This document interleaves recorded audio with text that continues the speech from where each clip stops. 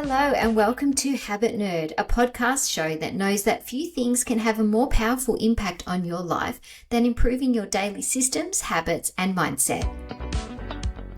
I'm your host, Dr. Bree Hurn, a multi-passionate researcher, lecturer, speaker, and coach. Once a perfectionist who was always busy but not necessarily effective, I overcame illness and burnout and am now obsessed with sharing the science and systems for working with efficiency and habits for abundant health in your mind and your body. Each week, my guests and I share stories and lessons backed by research. So let's buckle up and dive straight into today's empowering conversation. Hello and welcome to the Habit Nerd podcast. If you're listening to this podcast in real time, we are marching towards the end of 2024. But if you're anything like me, there's still a pile of work to be done, and yet we are doing it with lower energy because of all the fun and the responsibilities of the end of the year and as we march towards the party season. Now, here at the Habit Nerd podcast, we know that our habits matter because they help us embody the identity of the person that we're trying to be.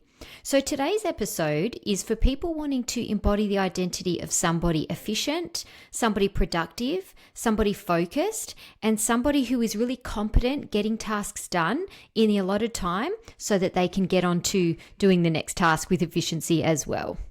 Consider this somewhat familiar scenario. You sit down at your desk at work, you open your computer, you need to write an important report. The report is due at the end of today, and there are multiple people waiting on this report. It is urgent that you get it done. You start writing the report. Your first sentence is complete when your email chimes. You close your word processing tab and go into your email just for a quick check in case it's urgent.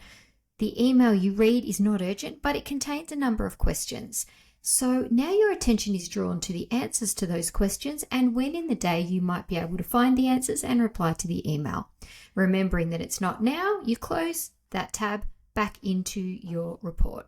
Now you're on to sentence 2. You think, what was this report about again? So you read sentence 1. Oh yes, I remember. Then at the corner of your eye, your mobile phone flashes. It is on silent, but WhatsApp flashes up as a notification. And you think, I'd better check that. That might be urgent. So you check WhatsApp. It is a message from your brother and he is inviting you to his house for a barbecue on the weekend. Then you start thinking about the barbecue and how much you're looking forward to the barbecue and what might you offer in terms of catering for the barbecue. Then you realize that's something to think about later. I need to focus on my report. So back onto your word processing app and you start your third sentence. Think, what is this report about again? Read sentence 1, read sentence 2. Oh yes, sentence 3. Then your Slack channel chimes and you think, that might be my boss. My boss needs me to be available and responsive, so I'd better just check it. It is a Slack from your boss, but it's not urgent and it's nothing that needs your attention today or even tomorrow for that matter. But now your attention is pulled to the message on the Slack channel. And instead of trying to solve that problem, you think, no, I will do that later. Back to my report. You can see in the last 30 seconds, I have switched my attention 3 times. Psychologists have studied this phenomenon, which is highly common, and it is called the switch cost effect. Basically, every time we switch our attention between tasks, it's estimated that we lose up to 23 minutes worth of concentration. A habit is a settled tendency, therefore it's something that we do without even thinking. And you might be like me and are fairly settled in your tendency to have your attention grabbed across multiple tasks whilst you're working. That is going to stand in the way of you wanting to embody the identity of somebody who's efficient and productive and reliable at work and who gets their work done so they can get home or get out of work for the day and enjoy leisure time with family and friends. So if the switch cost effect is impacting you at your work, you might be interested to know exactly how that is. Now, the research shows us that we produce a lower quality of work once we're switching our attention across tasks all the time.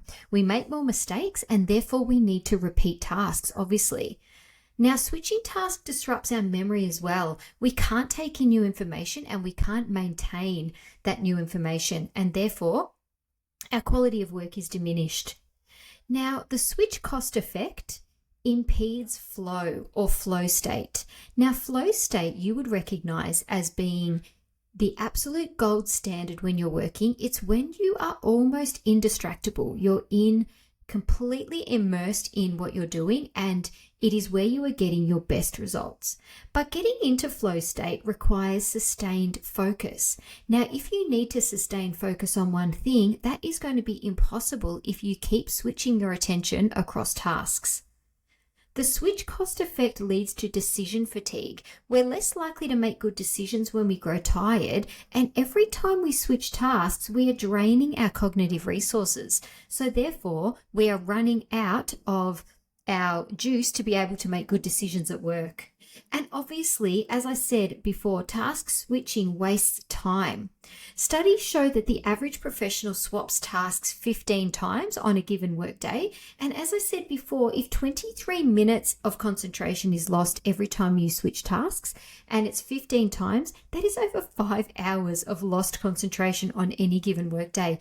It's honestly amazing that we get any of our work done. The great thing about becoming aware of a tendency or a habit that isn't serving us and that is getting in the way of us embodying, the best version of ourselves is that we can make a change.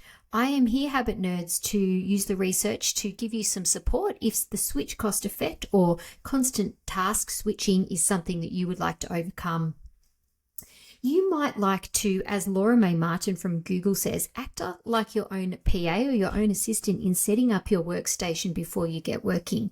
This means having everything you need at your fingertips so that you are less likely to need to get up and become distracted. You can have your water nearby, your computer is already plugged into the charger, your desk is clean, and you have all of the resources that you need to undertake the task at your fingertips. It's recommended that you close all applications on your computer except the one that you are using, and even better, you can use an app blocker. It's also a great idea to work in full screen mode, so maximize the document on your computer, and that way you're not visually distracted by anything along the top or the bottom ribbons of your computer. Signal to colleagues in any way that you can that you want to be indistractable and that you are trying to achieve this flow state. It might be an idea to put a sign on the door if that's feasible for you, or wear noise cancelling headphones as a signal to your colleagues that you don't want to be interrupted. It's a good idea to reward yourself for each deep focused work session that you undertake, because when we reward ourselves, even with a little treat, even with a walk around the block or, a little snack, it means that we have a positive association to sustaining our focus on one thing, and we'll be more likely to keep doing that. And it's important too to set a timer and take breaks and make the breaks intentional when you are trying to focus. So say you've done a good 25 minutes on one task and you've been indistractable, get up, go for a break, predominantly without a screen if that's possible, and then come back and you will be able to focus even more so, get back into that flow state on the one task. At the Habit Nerd podcast, we are about trying to remove those undesirable habits that aren't serving us. Now, one of the major things for my coaching clients, for me, and for obviously lots of people that I know, getting in the way of us embodying the identity of someone who's efficient and focused, thorough and reliable at work is their mobile phone. Recent workforce data shows that phone checks happen 30 times during work hours for the average professional, and that most of these checks are out of habit, and they are for things like social media. So it is searching for a dopamine hit or soothing us when something gets a little bit difficult. To help us overcome this addiction to our mobile phone, and obviously the switch cost effect from looking at our mobile phone when we should be working, it is smart if you can put your phone on airplane mode. If you're not someone who is able to do that, at least put your mobile phone out of view, out of reach, in a drawer, in a cupboard. At the very least, put it face down, make sure it's on silent and that it's not able to vibrate, and that you will not be distracted by the flashing. I would love to hear from you, habit nerds. Have a go at reducing the switch cost effect using one of the strategies that we've talked about in this episode, and let me know how that goes over on Instagram at Habit Nerd. I look forward to connecting with you in our next episode. Thank you for tuning into this episode of The Habit Nerd. I hope you found some new inspiration, learned something new, or gained a fresh perspective. If you did enjoy the episode, I would be really grateful if you could please leave a 5-star review, as it helps the show get in the ears of new listeners, plus it should only take you 5 seconds. If you're keen for more tips and insights, then head over to Instagram and follow Habit Nerd.